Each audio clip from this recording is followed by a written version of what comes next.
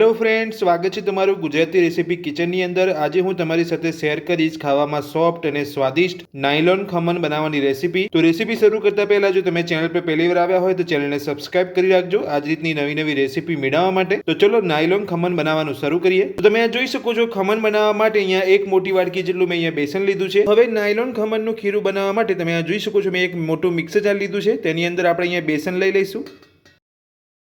તો મિક્સર જારની અંદર બેસન લઈ લીધા પછી હવે તેની અંદર 2 નાની ચમચી જેટલી ખાંડ ઉમેરીશું, 2 ચપટી હળદર પાવડર ઉમેરીશું, 2 ચપટી જેટલી હિંગ એડ કરીશું, 2 ચમચી સિંગતેલ ઉમેરીશું।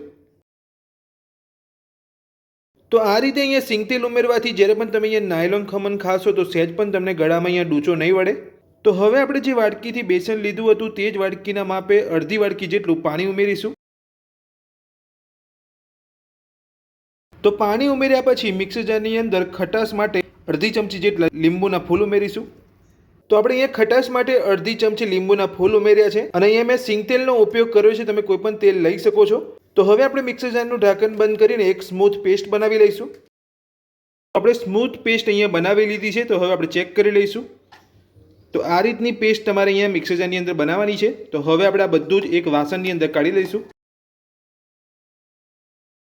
તો તમે જોઈ શકો છો મિક્સર જારની અંદરથી આપણે બધી જ પેસ્ટ અહીંયા એક વાસણની અંદર કાઢી લીધી છે। હવે બીજી પ્રોસેસ કરતા પહેલા આપણે અહીંયા ગેસ ઉપર કુકર મૂકી દેવાનું છે। તો તમે જોઈ શકો છો અહીંયા મેં નાયલોન ખમણ બનાવવા માટે ગેસ ઉપર એક કુકર મૂક્યું છે અને તેની અંદર મેં ગરમ પાણી કરવા મૂકી દીધું છે અને અંદર તમે અહીંયા જોઈ શકો છો મેં અહીંયા એક સ્ટેન્ડ પણ રાખ્યું છે। તો તમારે પણ આ જ રીતે એક કુકરની અંદર ગરમ પાણી કરવા મૂકી દેવાનું છે અને આ રીતે એક સ્ટેન્ડ અંદર મૂકી દેવાનું છે તમારે। આ સ્ટેન્ડ ઉપર જ આપણે અહીંયા ખમણ બનાવવા માટેની જે ટ્રે હોય છે એ મૂકવાની છે। તો નાયલોન ખમણ બનાવવા માટે તમે જોઈ શકો છો મેં આ રીતની એક ટ્રે લીધી છે જેને આપણે તેલથી ગ્રીસ કરી લઈશું।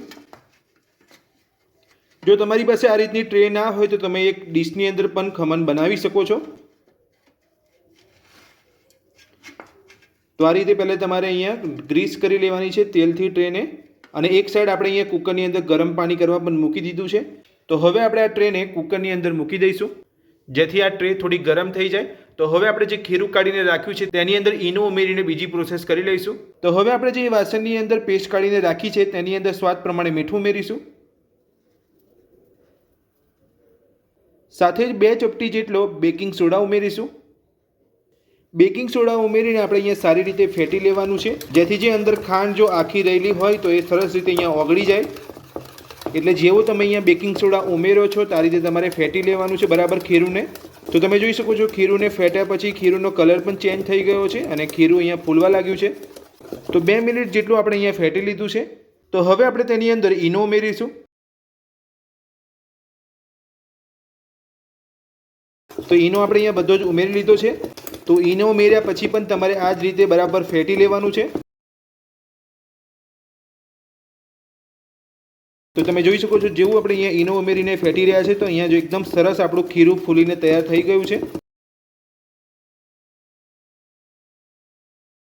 તો આ પ્રોસેસને તમારે અહીંયા કુકરની અંદર ગરમ પાણી કરવા મૂક્યા પછી જ કરવાની છે કેમ કે હવે આપણે ખીરુંને તૈયારીમાં જ કુકરની અંદર લઈ લેવાનું છે। તો આપણે અહીંયા ઈનો ઉમેર્યા પછી બધું સરસ ફેટી લીધું છે અને ખીરું પણ આપણું અહીંયા સરસ ફૂલી ગયું છે। કુકરમાંથી આપણે અહીંયા જે ટ્રે મૂકી હતી એ કાઢી લીધી છે।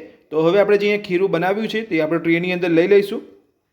તો તમે જોઈ શકો છો બધું જ ખીરું આપણે ટ્રેની અંદર લઈ લીધું છે। તો હવે આપણે જે કુકરની અંદર ગરમ પાણી કરવા મૂક્યું છે તેની અંદર મૂકી દઈશું। કુકરની અંદર આપણે ટ્રેને મૂકી દીધી છે। તો હવે આપણે ઢાંકણ ઢાંકી લઈશું।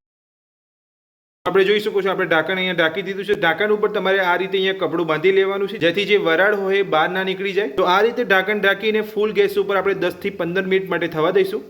તો 10 થી 15 મિનિટ જેટલો સમય થઈ ગયો છે। તો હવે આપણે ચેક કરી લઈશું। તો તમે જોઈ શકો છો એકદમ સરસ આપણા નાયલોન ખમણ ફૂલીને તૈયાર થઈ ગયા છે। તો હવે આપણે અહીંયા ચપ્પુની મદદથી ચેક કરી લઈશું। તો તમે જોઈ શકો છો એકદમ ક્લીન આપણું અહીંયા ચપ્પુ નીકળી રહ્યું છે એટલે આપણે અહીંયા સરસ ખમણ બનીને તૈયાર છે। તો આપણે અહીંયા ગેસ બંધ કરી લીધો છે। તો હવે આપણે ટ્રેને બહાર કાઢી લઈશું। તો આપણે ટ્રેને અહીંયા બહાર કાઢી લીધી છે। તો તમે જોઈ શકો છો એકદમ સરસ અહીંયા ફૂલીને નાયલોન ખમણ તૈયાર થયા છે। તો હવે આપણે ખમણને ઠંડા થવા દઈશું। તો ખમણ આપણે ઠંડા પડી ગયા છે અને ખમણ તમે જોઈ શકો છો ચારે બાજુથી અહીંયા ટ્રેને છોડી દીધી છે। તો હવે આપણે ખમણને બહાર કાઢી દઈશું।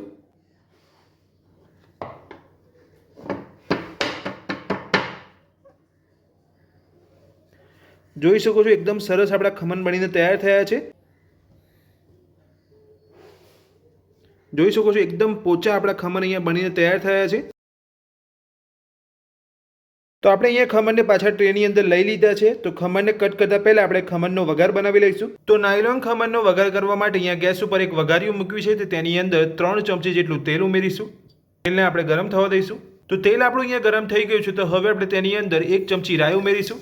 રાઈને ફૂટવા દઈશું. તો રાઈ આપણી અહીંયા ફૂટી ગઈ છે. તો હવે આપણે તેની અંદર મીઠા લીમડાના પાન અને 2 લીલા મરચાંને અહીંયા કટ કરીને રાખ્યા છે તે ઉમેરી લઈશું.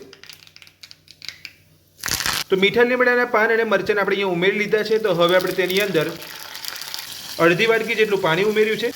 નાની 1 ચમચી ખાંડ ઉમેરીશું.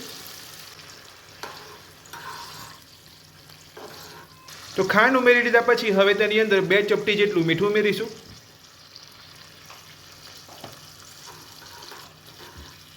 તો નાયલોન ખમણનો વઘાર બનીને આપણો તૈયાર છે. તો હવે આપણે આ વઘારને ખમણ પર લઈ લઈશું. હવે આપણે ખમણ ઉપર વઘારને રેડી લઈશું.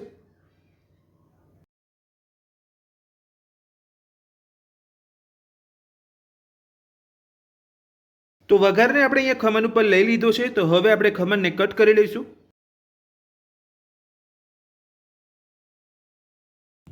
તો તમે જોઈ શકો છો એકદમ સોફ્ટ આપણા ખમણ બન્યા છે અને સરસ રીતે અહીંયા ખમણ કટ થઈ રહ્યા છે.